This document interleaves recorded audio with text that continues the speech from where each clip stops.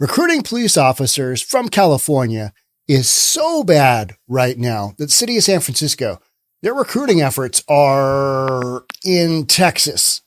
Texas. Red state, Texas. All right, guys, we don't want any of these California kids. Let's go to Texas and get some of them. Let's get us some Texas Rangers. What do we got going on? Let's get into it. Here we go. San Francisco tries to recruit cops from Texas as it faces shortage of hundreds of officers, roughly 600. And business leaders like Salesforce Mark Benioff slam the city's widespread homelessness and drug use. Now, we just had Dreamforce. That's Salesforce's big convention. Big convention. I kind of wonder if Salesforce is their leader isn't throwing that out there because he's going to move the convention to somewhere else. They're from San Fran. Their headquarters, they got a building there, Salesforce building. There are things on the top. Is this a precursor to, we're probably not going to have our convention in your city next year, in our city next year, because it's their city, right? California Force is on a recruitment drive, visiting 4 Texas colleges. It comes after the police department had funding cut, causing it to pay out huge amounts of overtime. None of us saw this coming. I mean, any reasonable person was like, well, you defund the police. I mean, I'm sure it'll work out. I mean, criminals they'll just back off. I mean, they'll just go home. They're just gonna, all right, you guys are down some cops. Nah, it's go time, right? It's go time. What's not go time is recruiting in San Fran. Their recent class of officer cadets had a grand total of 6. Party of 6 or entire San Francisco Police Academy graduating class. Take your pick. They're about the same. And that party of 6, those aren't even cops that are ready to go out on the street. They got to still do their apprenticeship. They got to do their out in the field apprenticeship. So that party of 6 could easily go to party of 4. Would you like the small table or even the smaller table? Because it could take your entire recruiting class. So that's why San Francisco is going places like Texas. Interesting, right? Why Texas? Well, maybe because their citizens are raising law-abiding kids. I don't know. I'm just throwing that out there. Maybe because they're like, we need to get some Republican kids up in here. What the hell is wrong with these liberal Californian kids that we raised? What do we got going on here? Let's get some Texans up in here. San Francisco is experiencing a crisis of homelessness and open drug use. Really? Shocking. I didn't know. San Francisco is trying to recruit cops from Texas as it faces a shortage of officers after businessman Mark Benioff slammed the city's homeless and drug problems. San Francisco Police Department is visiting 4 Texas university campuses throughout the month as a part of a new recruitment drive. Got to take a test. You got to do a bunch of stuff. Police spokesperson for the San Francisco Standard told the San Francisco Standard that the number of estimated applications this year is 2104, nearly a 20% increase from 1756 last year. All right. So that's good because they need it.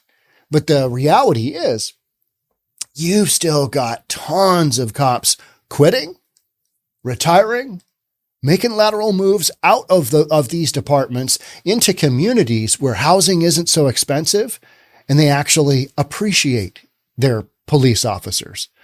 These cities like here, like San Francisco, they just crap on their cops. Same thing here in Seattle. We just crap on our cops and then wonder why we've got a crime problem. Well, you're only down 600 in San Francisco. How many hundred are we down in Portland? How many hundred are we down in Seattle?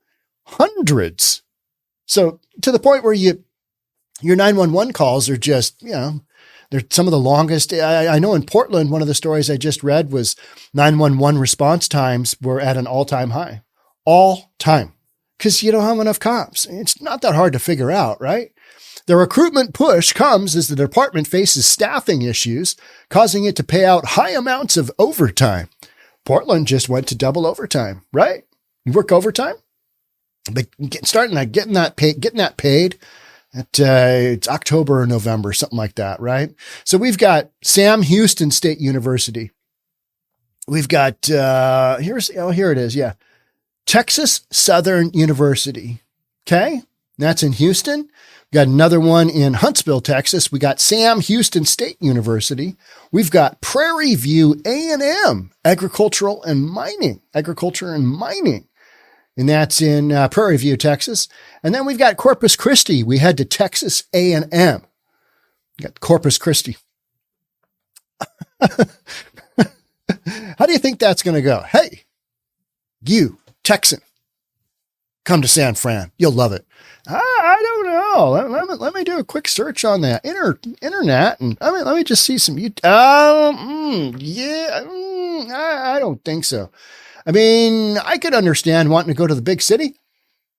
Probably wouldn't be San Fran though. I mean, you do just a scooch of research and you recognize, yeah. Some people don't. They're okay with it. They're okay with, well, this is, big city crime. But it's we've demonized the whole policing thing. And that's how you get here. That whole defund the police thing that at one time was just a genius plan that was going nowhere from the get-go, right? Defund the police. Meanwhile, the very group proposing this, Black Lives Matter, is just running around tearing, cities apart, burning them, looting them. Because, that really sends the message.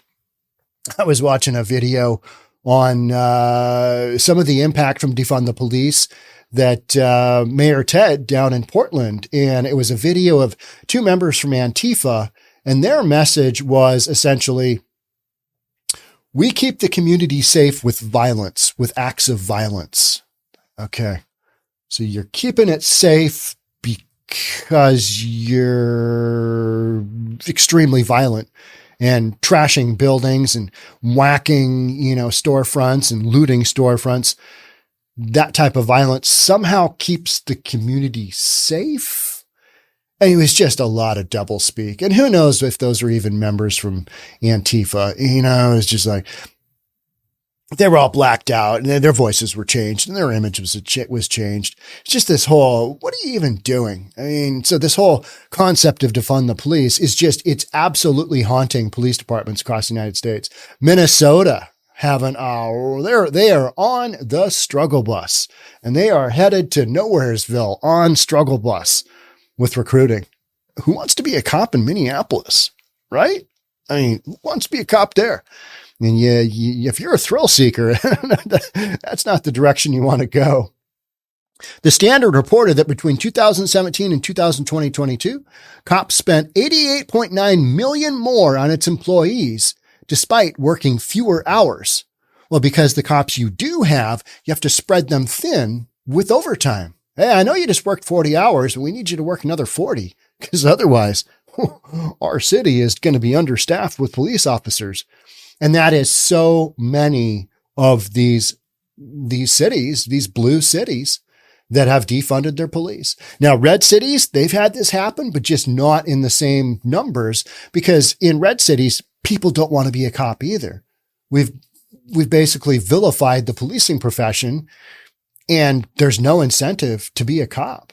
There's some monetary incentive, but it's not enough, especially if you're making XYZ dollars an hour and you look at the cost of living, you look at the cost of housing in San Francisco, some of the most expensive in the nation, if not the most expensive. Same thing here in Seattle.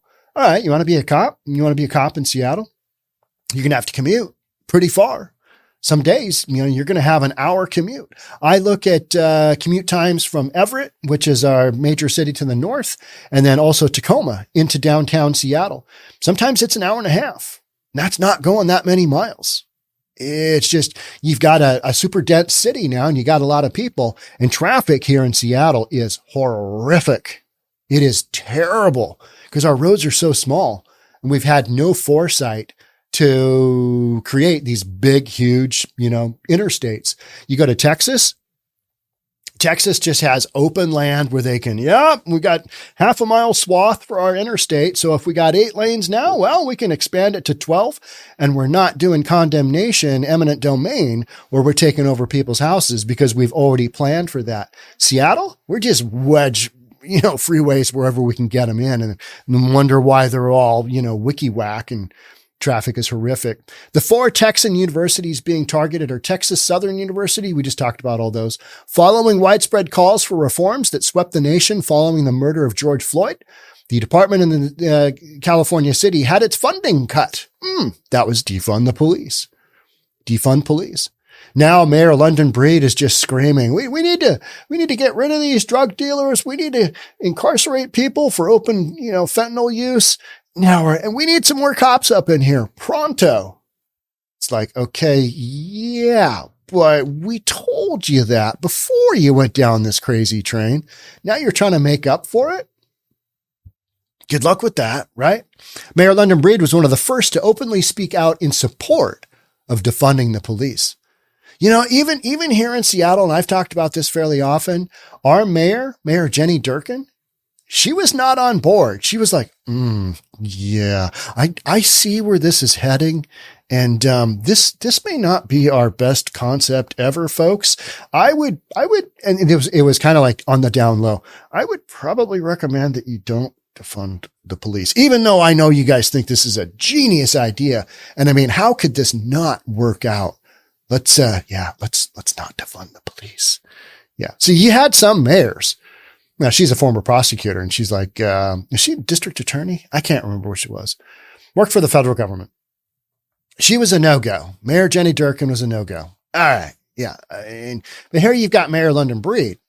Just like, yeah, defund, greatest concept ever. This is going to work out. And this is years later, right? Or 3 years later.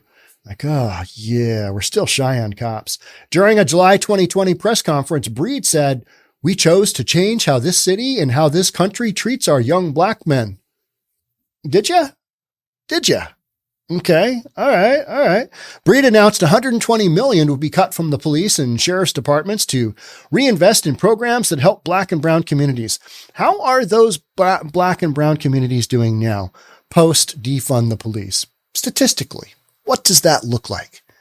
I'd probably go out on a limb and say, not good. Because, and I talked about it then, and I'll say it now, the communities that are impacted the most by the criminal element just going, hey, there's not enough police coverage here. Let's go ham on this bad boy. And that's what they do. And that is literally what you're seeing. You've seen it since the pandemic.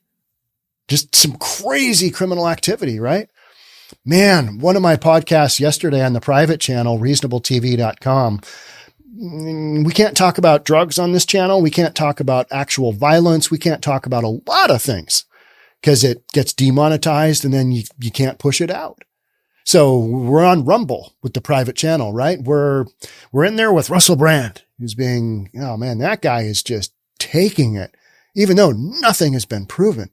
The whole Russell Brand thing to me is like, man, they are taking that guy to town, but that's what they do, right? I mean, he's spoken out on Ukraine, not in support of it. He's spoken out on Big Pharma, not in support of it. And if you haven't watched his show, I enjoy his show. I think he's got some great things to say. I don't watch it a lot, but I watch it enough. And I think he's got some great insight. Plus, I think he was a crazy good actor back in the day. I liked it when he just said the craziest stuff. The media loved him when he said all this, pretty inappropriate stuff. But now that he's got this wellness thing that he's going after, he got off the drugs and he's not banging as many chicks anymore. If any, I don't even know. But, he's gone down this, hey, let's get healthy and let's do this wellness thing. Let's get everybody more on board with being better people. Oh, media doesn't like that because he's saying some stuff that the Matrix doesn't like that. Andrew Tate calls it that. Oh, the Matrix got him. Is it a conspiracy? I don't know. But you look at him and you look at how they went after like Joe Rogan for talking about ivermectin, right? And he's taking a horse drug. Nah, you can have drugs that are both for people and animals. I don't know if you knew this. But, he was taking something prescribed by a doctor for humans. CNN just kept going after him. It's the horse drugs. Go after folks who have a different, opinion than mainstream media wants to send out there. So on our private channel where we can actually show some hardcore stuff when we do, One of my videos yesterday was just this brutal beatdown in Normandy Park area of Seattle, which is just South Seattle. It's an area overlooking Puget Sound, beautiful area. But if you get a little far too east, you end up on First Avenue South, and it can be a little sketchy. Anyway, 6 kids came in and just started pummeling this mini mart employee, just beat her down and they took a handful of cash, under $100, beat the crap out of this store owner, and they didn't even do a good job. My dad had called me earlier in the day and said, "You see this video? These kids can't even figure out how to open a paper bag and put their, stolen loot in it." It's like, hey guys, grab a bag. In the video, you just see him carrying all this stuff, and it's like a comedy of errors because it all just, it's cigarettes, it's little candy, and they can't, they're going like this, and it's all flying out. That's the kind of stuff that we're seeing on the regular. It's like since the pandemic, since the George Floyd deal, they've just been given 2 thumbs up, the green light to go do whatever. And because Seattle defunded the police, we're Cheyenne cops, they know that they're going to get away with it. And yeah, we haven't found them. And there were 6 of them on that mini mart robbery. They were driving a stolen Hyundai and a stolen, Kia, the ones where you can just stick the USB drive in and off you go. So we've got Mayor London Breed talking about rampant rise in property crime and looting. Interesting. At the time, she said, more aggressive with the changes in our policies and less tolerant with all the bullshit that has destroyed our city. Well, how about the bullshit that's destroying your city now that you're going to Texas to recruit kids from there? Hey, come to San Fran. It's going to be fun. You're going to see some stuff that you've never seen in Texas. Yeah. You want to come here and give you a lollipop? It's so bad. It's so bad. It's just crazy. All right. There's some crime statistics. We're not going to get into that. Last year, the San Francisco Board of Supervisors approved a $50 million increase in the police officer's budget. Do you remember, literally, it was 6 months after the whole George Floyd thing, and things got bad. And police departments across the United States were like, oh, yeah, we need to recruit some officers. And there was all this talk about, all right, we're handing out a $15,000 bonus. Well, we're handing out a $20,000. We're handing out a $30,000 bonus for a lateral in hire. And you're like, wait a minute, we were just defunding the police. And then it took you guys about 6 months to recognize. Maybe it was 6 months after whenever they actually did defund, but it was so quick. I mean, it was inside of a year. And you're like, well, that didn't take that long. Shocking, right? It's like, yeah, I probably could have told you that up. Oh, wait a minute. I did right here on News for Reasonable People, right? Latest figures up until Sunday show that there have been more homicides so far this year than the whole of last year. Ooh, that's not good. That's not good. Seattle's on collision course with that. We're going to break our all-time record for homicides, I believe, here in Seattle this year. I mean, we are just on a run. I mean, it's just, yeah, that's where things are going. Likewise, the number of robberies in the city is also higher now than for the whole last year. You got all the criminal activities are going through the roof because the people committing these criminal activities know that even if they get busted, they're not going to get prosecuted. You got weak DAs, you got weak prosecutors. Equity. We can't have this. How about the no bond or bail bond in LA? It's one of my recent podcasts. No bail bond. So no cash bail, right? So you commit a crime, even for instance, kidnapping. As long as you don't hurt the person you kidnapped, it's okay. We'll release you on your own personal recognizance. It's going to be fine. You'll come back to court, right? Right? No? Oh, yeah. Well, anywho, equity, just not equity for the victim, right? I mean, that's what we're doing. So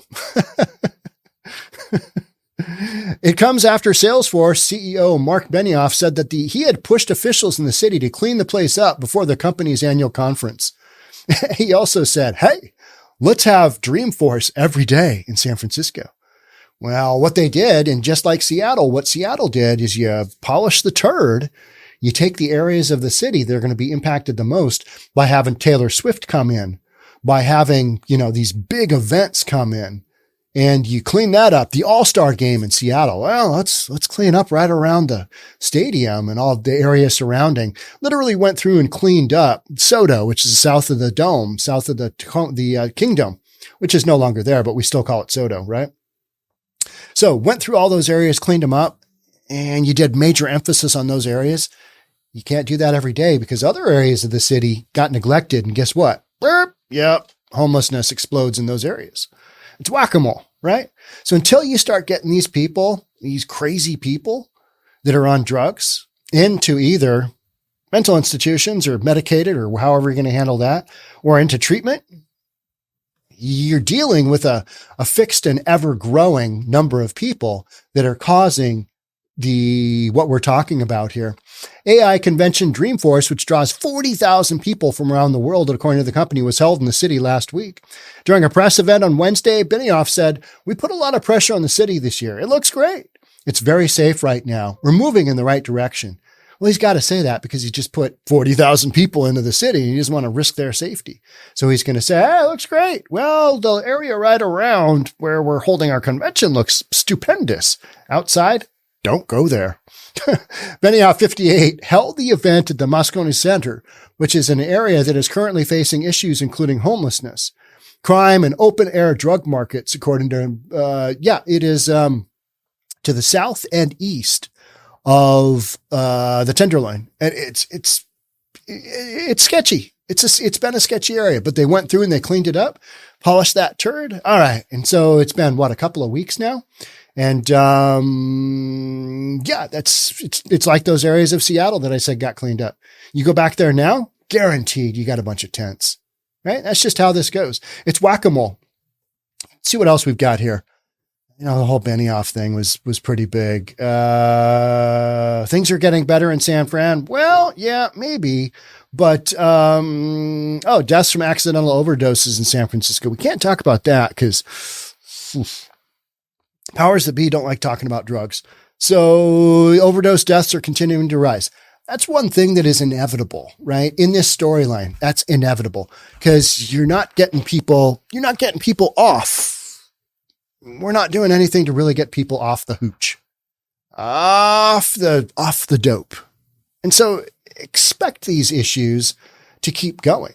And so in a city like San Francisco, where you're trying to recruit from Texas, you're just bringing new recruits into an environment that is like, okay, yeah, this isn't anything that we've seen in Texas because it doesn't really exist there to the extent that it does in San Fran. The permissiveness of Seattle, the permissiveness of San Francisco, of Portland have all allowed this culture that is just wildly out of control.